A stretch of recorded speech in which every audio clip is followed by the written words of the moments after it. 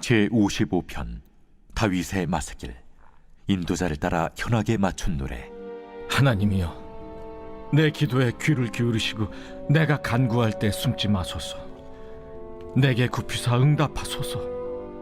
내가 근심으로 편하지 못하여 탄식하오니 이는 원수의 소리와 악인의 압제 때문이라. 그들이 죄악을 내게 더하며 노하여 나를 핍박하나이다.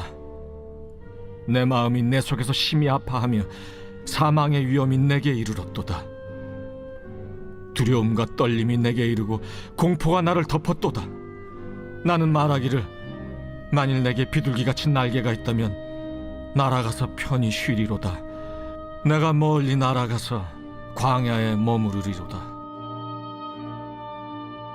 내가 나의 피난처로 속히 가서 폭풍과 광풍을 피하리라 하였도다. 내가 성내에서 강포와 분쟁을 보았사오니 주여, 그들을 멸하소서. 그들의 혀를 잘라버리소서. 그들이 주야로 성벽 위에 두루 다니니 성중에는 죄악과 재난이 있으며 악독이 그 중에 있고 압박과 속임수가 그 거리를 떠나지 아니하도다. 나를 책망하는 자는 원수가 아니라 원수일진데 내가 참았으리라. 나를 대하여 자기를 높이는 자는 나를 미워하는 자가 아니라 미워하는 자일진데 내가 그를 피하여 숨었으리라. 그는 곧 너로다. 나의 동료, 나의 친구여, 나의 가까운 친우로다. 우리가 같이 재미있게 의논하며 무리와 함께하여 하나님의 집안에서 다녔도다. 사망이 갑자기 그들에게 임하여 산채로 수월에 내려갈지어다. 이는 악독이 그들의 거처에 있고 그들 가운데 있음이로다.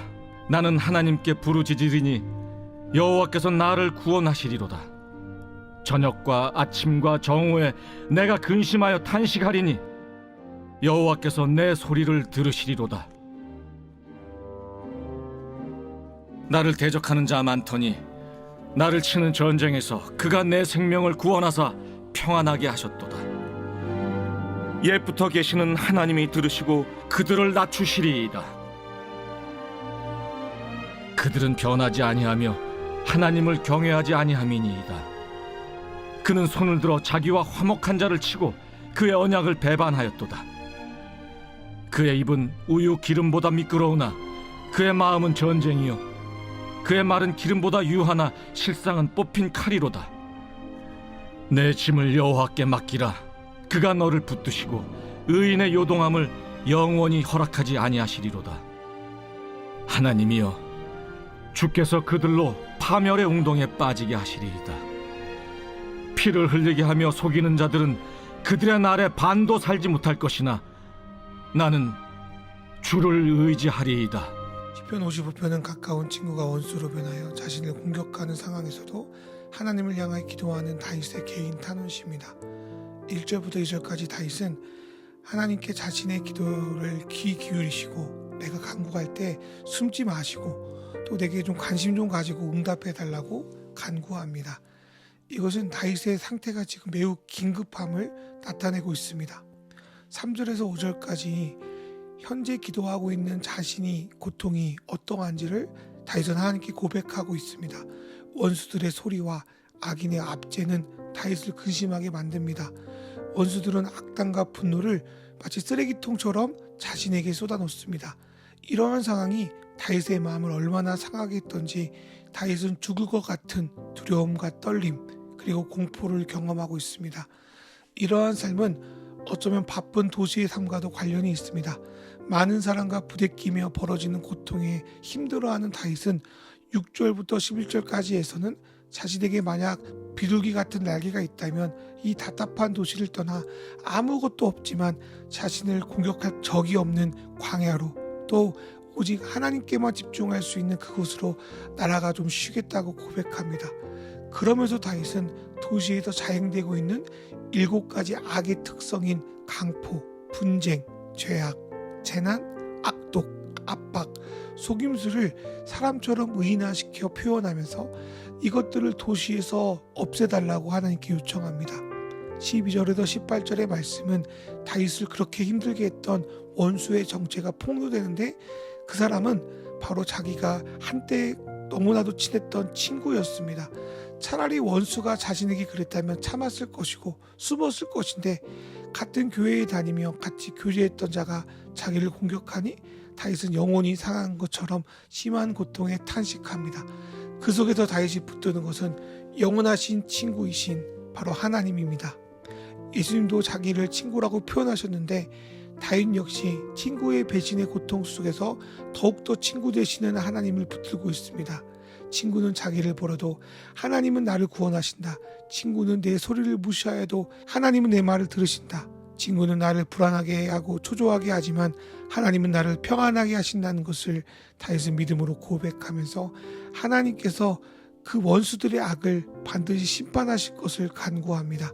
19절에서 23절의 말씀은 하나님을 경외하지 않는 악인의 심판과 그 어려운 상황에도 불구하고 하나님을 따르는 의인의 삶을 비교하면서 말씀하고 있습니다.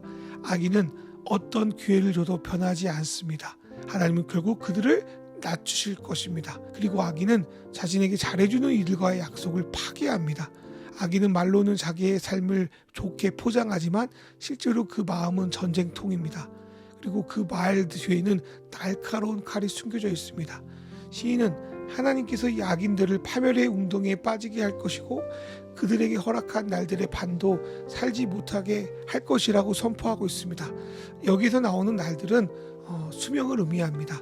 그런데 오늘날 우리의 상황의 해석으로는 그것보다는 하나님께서 원래 인간들에게 주시고자 싶어하는 풍성함, 주님의 나라 임할 때 주는 영원한 교제의 날들을 이 악인에게는 허락해 주지 않겠다는 것으로 보는 것이 더 좋겠습니다. 반면에 의인은 어떠합니까? 의인은 이러한 상황에서도 악을 악으로 갚지 않고 자신의 이 고통스러운 짐을 오히려 하나님께 맡기고 내 생각이 아닌 하나님이 원하신 뜻을 쫓아 그를 행하는 사람입니다. 여기서 악을 악으로 갚지 않는다는 것은 악을 그냥 방치하거나 모르는 척 넘어가는 것을 말하는 것이 아닌 것 같습니다. 그 상황 속에서도 진정 하나님이 원하시는 것이 무엇인지를 생각하고 적법한 절차에 따라 일을 진행하며 복수가 아니라 하나님의 정의와 사랑이 무엇인지를 추구하는 삶을 말하는 것으로 보입니다. 이것은 다윗이 사울을 2번 죽일 수 있는 기회가 있었지만 죽이지 않는 것으로 그냥 덮어두지 않고 사울을 향하여 자신이 왜 이렇게 했는지를 밝히고 사울이 자신의 죄를 돌아보도록 도와주는 행동을 보면서 확인할 수 있습니다. 그럼에도 사울은 회개하지 않고 결국 하나님의 처절한 심판을 받았지만 이렇듯 하나님께 자신의 짐을 맡기고 살았던 다윗은 하나님의 인도하심을 받습니다. 또한 하나님은 의인을 계속 요동치는 곳에 머무는 것을 방치하지 않으시고 이들을 구원하십니다. 다윗은 그런 하나님을 의지하며 이 악인의 공격에도 주님의 길을 따를 것을 다짐하며 이 시를 마무리하고 있습니다. 우리는 때론 우리가 관계 맺고 있고 힘겹게 살아가고 있는 이 현실에서 벗어나서 광야로 떠나고 싶을 때가 있습니다. 악을 거부하고 떠난 이 광야에는 하나님이 함께 계시고 하나님은 그에게 다시 살아갈 수 있는 생명의 오아시스를 허락하십니다. 악인이 상식처럼 통용되는 사회에서 악을 따르지 않는 것은 광야처럼 우리의 마음을 상하게 하는 것입니다. 그러나 그럼에도 하나님을 찾고 나아가는 삶을 포기하지 않았던 의인에게 하나님은 광야의 생수를 주십니다. 그 하나님께서 우리의 삶에도 그러한 은혜를 주시기를 소망합니다. 하나님께서 여러분이 일상에 겪는 7개의 죄악으로부터 동료의 배신으로부터 여러분의 마음과 생각을 지키시고 피할 길을 내어주시고 여러분에게 흔들리지 않는 삶을 주시기를 주님의 이름으로 기도합니다. 이 시간 각자 주신 말씀을 생각하며 묵상과 기도로 나아가겠습니다.